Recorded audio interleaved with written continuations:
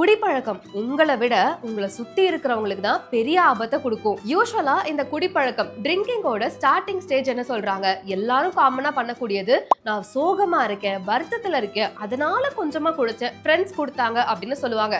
ஆனா போக போக இது என்ன மாதிரி உருமாறும் அப்படின்னா, கொஞ்சம் கையில காசு இருக்கு குடிச்சேன், நான் ஹாப்பியா இருக்கேன் குடிச்சேன், இப்போ ஏன் குடிக்கிறீங்க, காரணமே இல்ல, குடிக்கணும்னு தோணுச்சு குடிச்சேன் அப்படிங்கிற மாதிரி ஓவராலா போய் போய் என்ன பண்ணாலும் குடிச்சா மட்டும்தான் நான் நிம்மதியா இருப்பேன்ற ரேஞ்சுக்கு ஆட்கள் தள்ளப்படுறாங்க. அதனாலேயே இந்த குடிப்பழக்கம் அப்படிங்கிறது ரொம்ப மோசமா போய்கிட்டு இருக்கு. ஆனா ஆக்சுவலா சொல்லணும்னா குடிக்கிறவங்களை விட அவங்களை சுத்தி இருக்கிறவங்களுக்கு தான் அந்த இம்பாக்ட் அதிகமா இருக்குன்னு டாக்டர் சொல்றாங்க. பிசிக்கலா இருக்கிறதையும் தாண்டி மென்டலி ஒரு பர்சன், அதாவது நமக்கு ரொம்ப பிடிச்ச ஒரு பர்சன் எப்பயுமே குடிக்கிறாங்க, முக்கியமான அக்கேஷன்ஸ்ல குடிக்கிறாங்க அப்படின்னா அது அந்த க்ளோஸ் பர்சனுக்கு ஒரு பெரிய இம்பாக்ட் கிரியேட் பண்ணும்னு சொல்றாங்க. அவங்க ரொம்ப ஸ்ட்ரெஸ்டா ஃபீல் பண்ணுவாங்க, நமக்காக யாருமே சப்போர்ட்டுக்கு இல்லைன்ற மாதிரி யோசிப்பாங்க.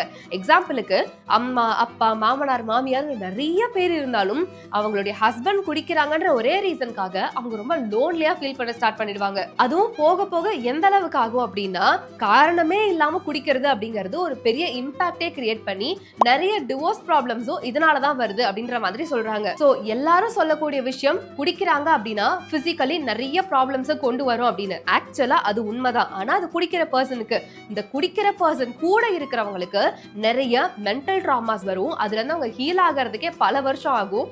யாரோ எங்கேயோ குடிக்கிறத பார்த்தா கூட நமக்கு ஏதாவது ஒரு பாதிப்பு ஏற்பட்டுருமோன்னு அவங்க பயப்படுற அளவுக்கு பெரிய ட்ராமாஸ் எல்லாம் கிரியேட் பண்ணும். சோ நீங்க குடிக்கிறீங்க அப்படின்னா அது உங்க ஃபேமிலியில இருக்கவங்கள எந்த அளவுக்கு பாதிக்கும்னு யோசிச்சு பாருங்கன்னு இப்ப டாக்டர்ஸ் எல்லாம் சொல்றாங்க.